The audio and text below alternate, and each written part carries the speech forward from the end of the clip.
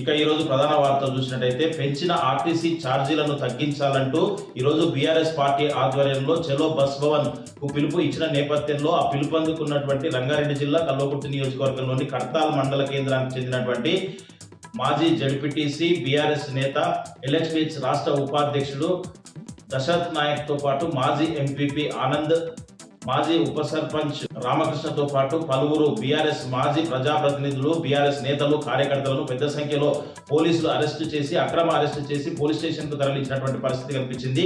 ఈ నేతలంతా అక్కడే చాలాసేపు కూడా నిరసన వ్యక్తం చేసినటువంటి పరిస్థితి కనిపించింది. వద్దురా నాయన కాంగ్రెస్ పాలన అంటూ పెద్ద ఎత్తున నినాదాలు చేయడమే కాకుండా CM Revanth Reddy down down అంటూ కూడా నినాదాలు చేసినటువంటి పరిస్థితి కనిపించింది. ఇప్పటికైనా పెంచిన బస్ ఛార్జీలను వెంటనే తగ్గించాలని కూడా డిమాండ్ చేసినటువంటి పరిస్థితి కనిపించింది. మొత్తంగా చూసినట్టయితే పోలీసులు ఉదయాన్నే బీఆర్ఎస్ నేతలను అక్రమ అరెస్టులు చేయడం దుర్మార్గమైనటువంటి చర్య అని చెప్పేసి ఈ ప్రభుత్వం వచ్చినప్పటి నుంచి ప్రతి చిన్నదానికి కూడా బీఆర్ఎస్ నేతలను అరెస్టు చేయడంపై కర్తాల్ మండలానికి సంబంధించినటువంటి బీఆర్ఎస్ నేతలు ప్రభుత్వంపై మండిపడ్డటువంటి పరిస్థితి కనిపించింది.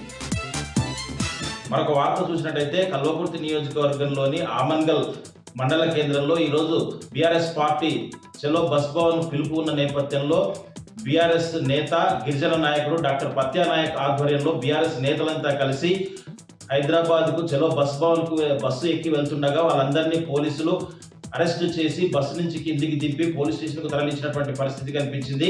ఈ సందర్భంగా బీఆర్ఎస్ నేత పత్యా నాయక్ మాట్లాడుతూ కాంగ్రెస్ ప్రభుత్వం వచ్చినప్పటి నుంచి అన్ని వర్గాల ప్రజలను కూడా అనేక ఇబ్బందులకు గురి చేస్తుందని, చివరికి స్త్రీలకు ఫ్రీ అన్నట్టుగానే ఇచ్చి పురుషుల వద్ద 2 టికెట్లకు పైగా ఎక్కువ డబ్బులు వసూలు చేస్తుందని చెప్పేసి ఇదెక్కడి పాలన, ప్రజాపాలన అని చెప్పేసి కూడా ప్రభుత్వాన్ని పత్యా నాయక్ నిలదీసినటువంటి పరిస్థితి కనిపించింది. రాబోయే రోజుల్లో స్థానిక సంస్థలు ఏ ఎన్నికలు వచ్చినా బీఆర్ఎస్ ఘన విజయం సాధించడం ఖాయమని చెప్పేసి, కాంగ్రెస్ పతనం ఖాయమైందని చెప్పేసి కూడా డాక్టర్ పత్యా నాయక్ తో పాటు బీఆర్ఎస్ నేతలు ప్రభుత్వాన్ని హెచ్చరించినటువంటి పరిస్థితి కనిపించింది.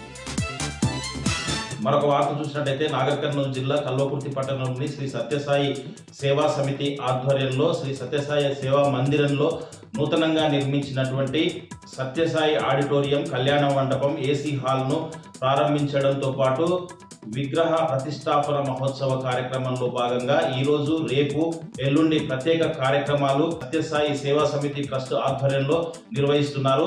ఈ కార్యక్రమాలన్నీ కూడా అంగరంగ వైభవంగా నిర్వహిస్తున్నారు. ఈ కార్యక్రమాలకు పలువురు ప్రముఖులు కూడా హాజరు కానున్నట్లు నిర్వాహకులు తెలిపినటువంటి పరిస్థితి కనిపించింది. ఈ రోజు వేకోజాము నుంచి కూడా ప్రారంభమైంది. ఓంకారంతో ప్రారంభమైనటువంటి ఈ కార్యక్రమం సుప్రభాత సేవ, పలు సేవా కార్యక్రమాలతో పాటు హోమము, ప్రత్యేక పూజలు కూడా చేసినటువంటి పరిస్థితి శ్రీ సత్యసాయి సేవా మందిరంలో కనిపించింది. రేపు, ఎల్లుండి కూడా అనేక కార్యక్రమాలు ఉంటాయని చెప్పేసి కార్యక్రమాలకు పలువురు పట్టణ ప్రజలతో పాటు సత్యసాయి భక్తులతో పాటు పలువురు ప్రముఖులు కూడా ఈ కార్యక్రమాన్ని హాజరు కానున్నట్టు సత్యసాయి సేవా సమితి ట్రస్ట్ నిర్వాహకులు తెలిపినటువంటి పరిస్థితి కనిపించింది.